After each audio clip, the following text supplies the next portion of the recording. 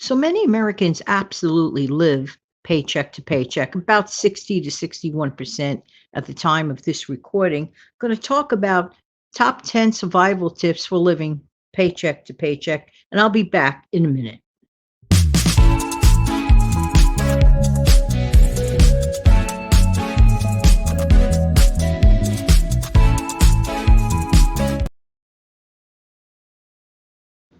Good Sunday morning to you. How you doing? This is Jan. I'm from New York City, and I truly love helping people keep some of their own hard-earned money. Could that be you? Thank you so much for tuning in. These are not in any order of importance, but we're going to begin with number one. Take a percentage out of your paycheck for savings and put it away.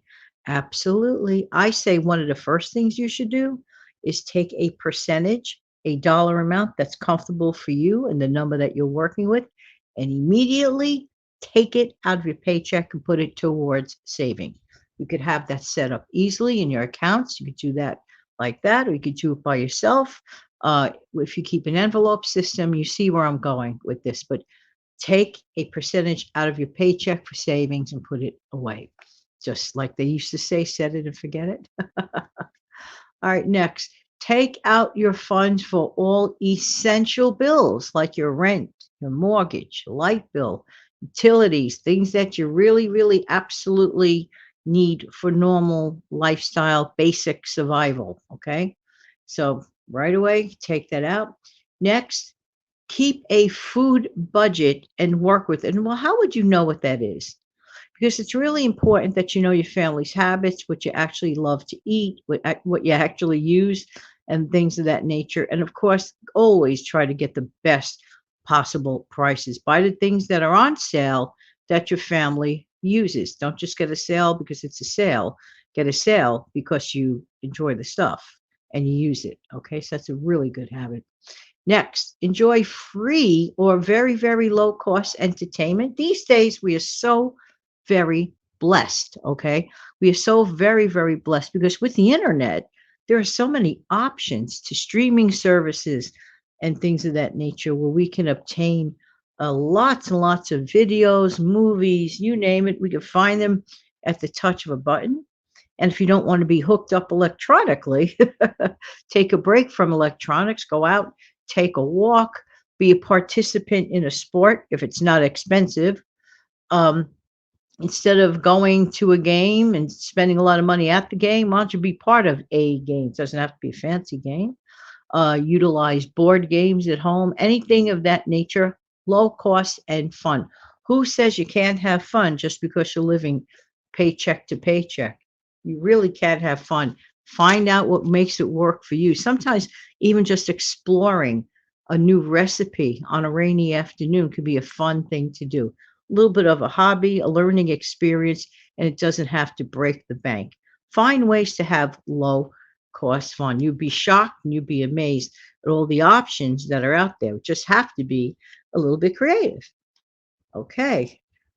This is really important. The next one, stay out of credit card debt. Do not start new credit card debt and pay down your old debt. Now, you probably said, Jan, easy for you to say, right? Excuse me. Well, it's not the point. The point is because if you have that clutter, that financial clutter out of the way, the credit card debt, you have more of an opening path, okay, to do and to allocate your funds either to savings or investing or other things that you deem as very important in your life. So by getting rid of that clutter, that credit card clutter, pay down the debt. I know it might sound boring to some people, but it's not boring. It's a good experience. You feel like you have a huge, and rightfully so, a huge sense of accomplishment paying down that debt and try your very best not to incur any new credit card debt. All right, very good.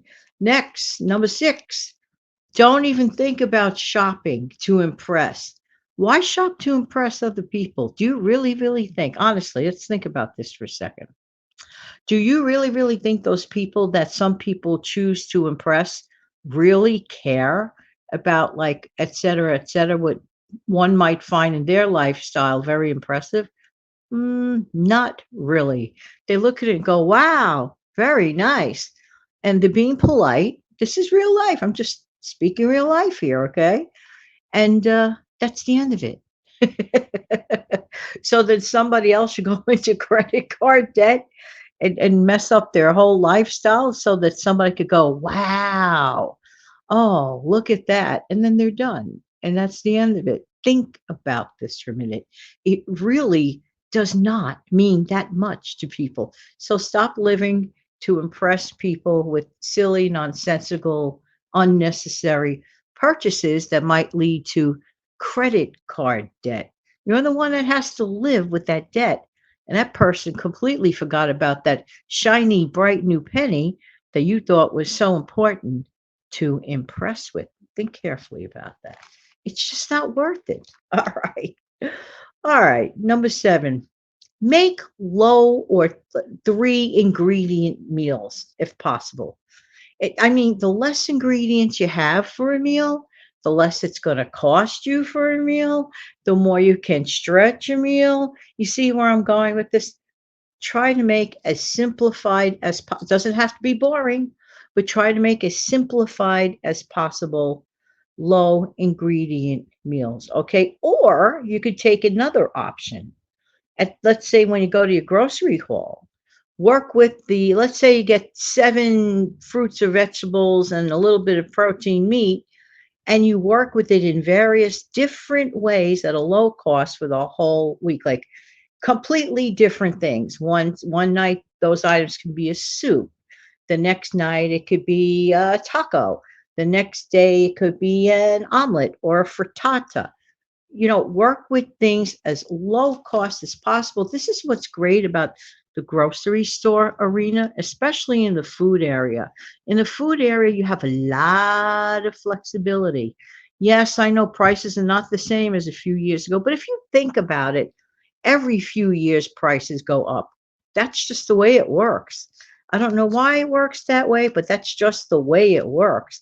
I think we've been hit a little bit more in the last few years, but that's another show. A show that I probably wouldn't be able to do. So, what we do instead is work with what we have, and then I must allude for a brief moment on point number 7, your stockpile. You see, if you keep the basic ingredients always, like the flour, the bouillon, sugar, salt, other things, baking powders, baking sodas, things of that nature, you will always be able to regenerate something else. You will always be able to create your own, let's say, sauces or gravies for whatever you have.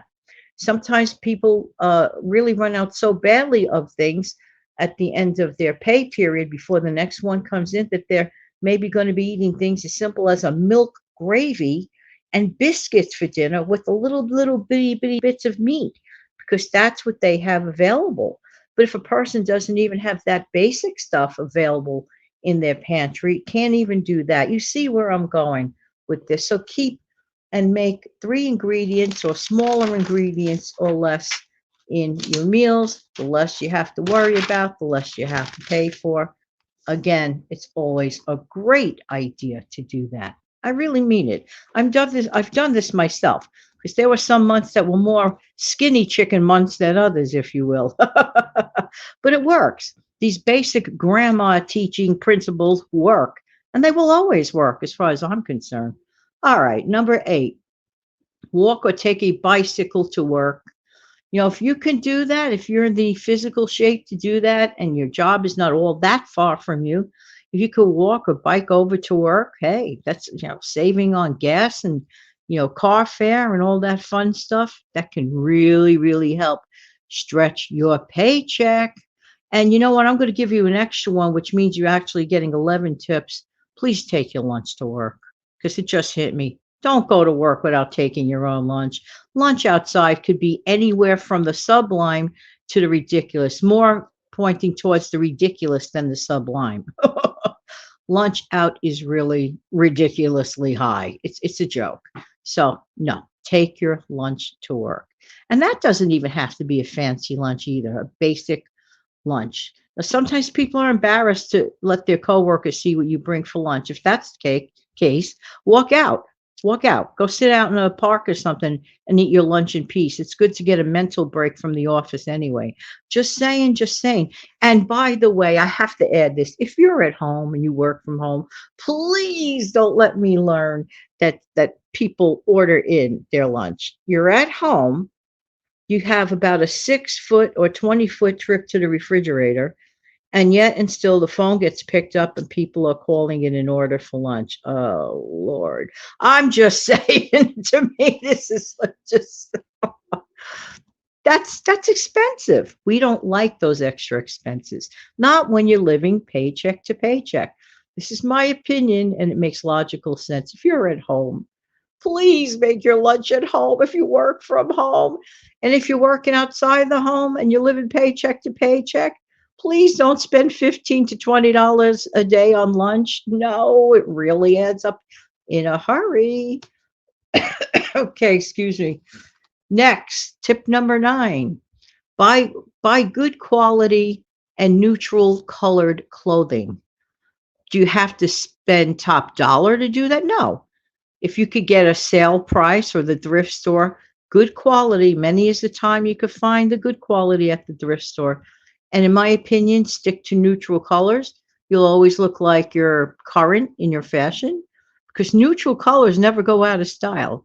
You could always add accessories to them if you want to wake up the look a little bit. But loud, dated prints can like tell a story, make it look, kind of like raggy. That's my opinion. I could be wrong, but good quality and neutral colors, they last forever and keep them very nicely too. All right. Next, let's see. Past experiences and see where you okay. Track your expenses. I was just reading my notes. They look kind of botched up because of my scribble. Track your expenses. Get the story. What did you do last month? Be honest. I mean, if you're not honest with yourself, you're only hurting yourself. Be honest. Did you do well last month, or are things that we could do better this month compared to last month? That's the beauty part of analyzing and tracking our expenses. Where can we improve and make it better? Plugging up the holes and just correcting some of the minor mistakes. We all make them. To say we never make them is not really true. We're not really honest. We could all stand to improve, every single one of us. Well, I know that these 10, actually, or more tips will help you survive living paycheck to paycheck. And I'm wishing everybody an amazing, fantastic day and an upcoming week. Don't forget to come back to the Instant Coffee with Jan show every midnight, Monday through Friday. And I'll always try to help people save more of their own hard earned money. Have a great week. Take good care now. Bye bye.